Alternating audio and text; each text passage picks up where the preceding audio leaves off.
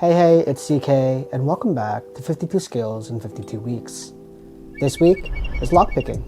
Lockpicking is a skill that I picked up back in 2019 and have had in the back of my hand for emergency situations. Lockpicking teaches patience, precision, and mechanical understanding. It's the kind of skill that feels ancient but useful. Almost meditative too as well. It's legal to practice as long as you own the lock. And don't go trying to unlock your doors outside of your house because it'll look suspicious. I would go to a few websites that I'll link down below about how to check if lockpicking is legal and how legal it is in your state. And once you learn, you'll never look at a lock the same way again. The way I got into lockpicking was the culmination of years of playing a thief or a rogue in video games and eventually stumbling upon the YouTuber Lockpicking Lawyer. And then watching his YouTube videos ended up showing me other YouTubers and ended up in my Instagram feed as well, and just showing how lockpicking can work with different locks. And after watching these videos for a while and always having an affinity towards the thief/rogue archetype in video games, I ended up getting my own lockpicking kit to learn in 2019. Now back in like 2019, 2018, there's this craze of boxes. You get a specific niche thing in a box that has different ones every week. And a lot of people tried to do this in a way that was like a monthly box that you get of materials. There's one famous one of like Japanese candy where you get a new Japanese candy every month and a set of them. Even in conventions, there's a lot of mystery boxes that you can get. A lot of anime boxes where you get a lot of anime specific to the anime box that you got or specific to a TV show that you got. Boxes are still around, but this was around a time when there was a box for everything. And I got a box of lockpicking. In it, it came with this book, the English dictionary. No one's gonna look inside of this, but it was actually hidden as a lock. It was kind of like a lockbox that had its own key. I honestly don't know where the key is now. And inside of it, it came with a lockpicking tool set. I'm pretty sure there was more that was in this, but I don't have the recording for it. But I essentially got a see-through lock and a bunch of different wrenches inside of its own little case. And I've just used this box to hold a lot of my locks that I've bought or was able to obtain over the years. But the most important things we got were the beginner toolkit. In the beginner toolkit, you can see that it came from this hobby box called New Hobby Box. It's just what made this clear lock different. It kind of just shows where I started with this. Then I put the key for the lock inside the lock itself because I just think it's funny that way to be able to lock and unlock something that has the key stuck in it. I know that you can easily take this off from the ring, but I just did it for fun. Then I'm going to take out one of the tools just so that way I can showcase the rest of what's going on here. So here's where we usually be lockpicking, obviously, the keyhole. And a basic pin tumbler has a series of spring-loaded pins that need to align along a shear line to rotate the cylinder here in the middle. So you can see that the ridges of a key usually have different edges and it goes up and down, and you can see there's even flat parts on the top, or some sections that just have a little jump, but then it goes lower. This is all moving the tumblers in such a way that allows you to be able to open it up. So let me just take one of these keys off real quick. So as you can see, we have the key here, and the key is gonna go in. When the key goes in, you're gonna see that all these pins align to be able to unlock. See how it's moving around? But now that it's fully placed in, you can see that all the pins are aligned, allowing us to turn this and it's going to unlock the lock. And you can see that even when I take it out, the lock's still unlocked, but when I go to lock it again, you can see here that whenever it's not fully aligned, the key won't turn properly, you know? So now that we know how a lock works, how does it work when it comes to lockpicking? Well, there's something here called a tension wrench. So the tension wrench is going to go at the bottom here to create tension, simulating the turn of a key.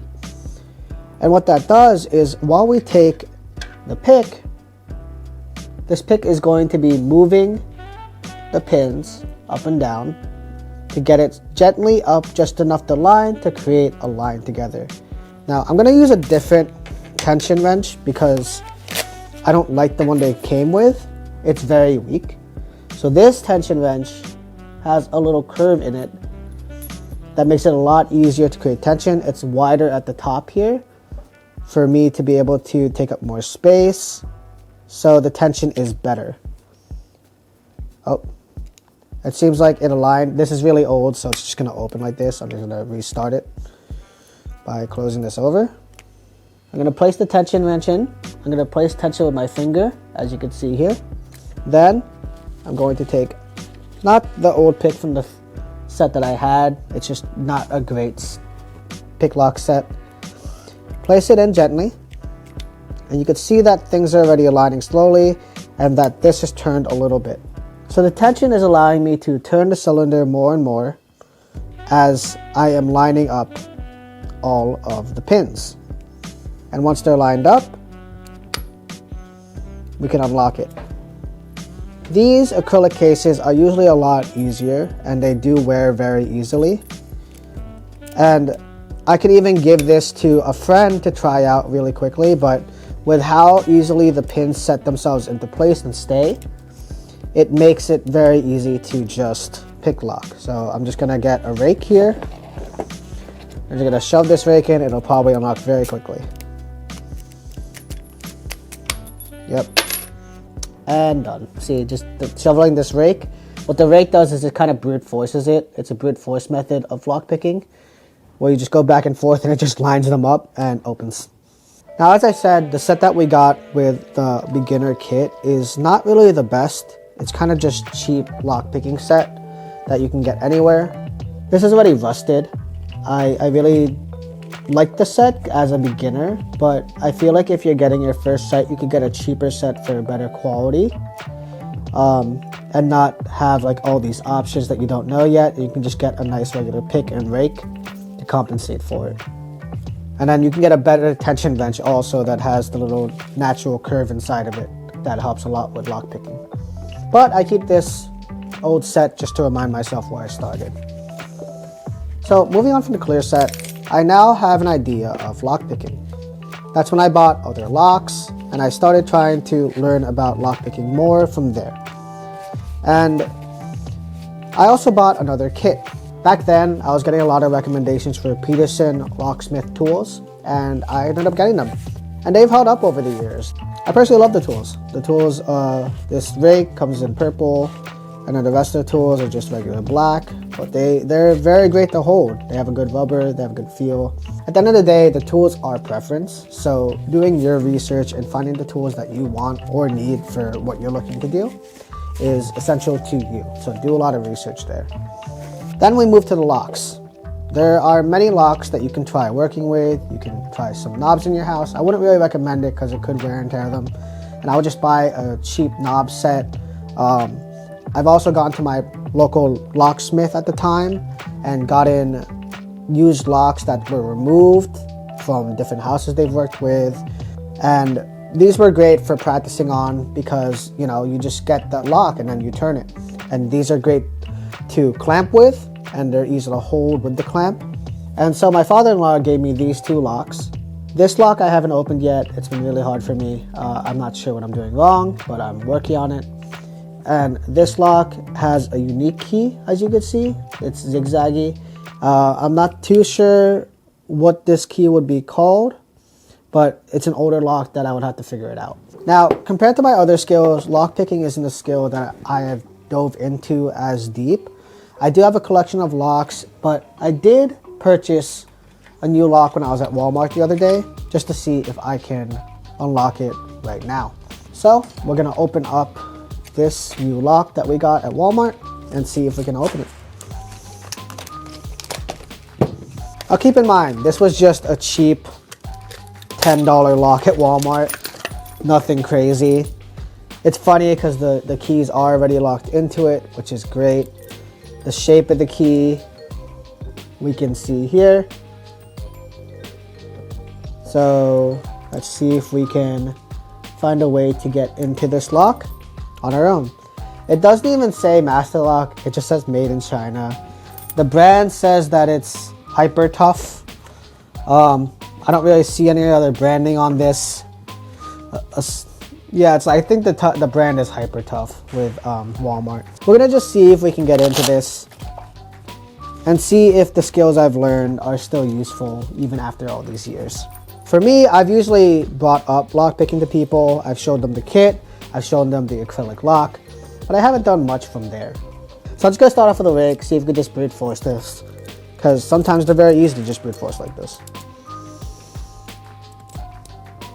Okay. Doesn't seem to be working.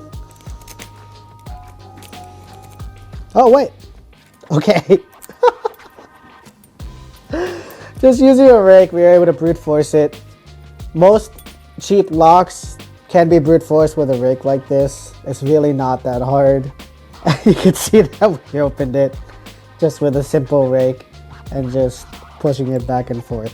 So rakes are really cool because they're simple for the job, and they get the job done, it seems like. Okay, I honestly wasn't expecting it, but I guess I do have some knowledge still that a rake can just work. So let's see if we can just do it again, right here in front of the camera. Putting some tension. Oh my gosh. This is why you don't buy cheap locks, because they're very easy to get into. Oh, it probably works just the same as Master Lock, just a different color. And so yeah, I don't really recommend. Oh gosh, it's locked now. Oh, my tension wrench is stuck in here. I don't like that. Why is this stuck in here? No, this is my favorite tension wrench. Let go, you asshole. How did this get stuck? Oh, that's why. Okay, got it out. It was just stuck because of the way that it was angled, because of the keyhole. Ugh. Okay, I'm going to just see, for fun, if we can do it regular picking with a regular pick lock. So, let's see if we can get this aligned. Just adding the tension as always.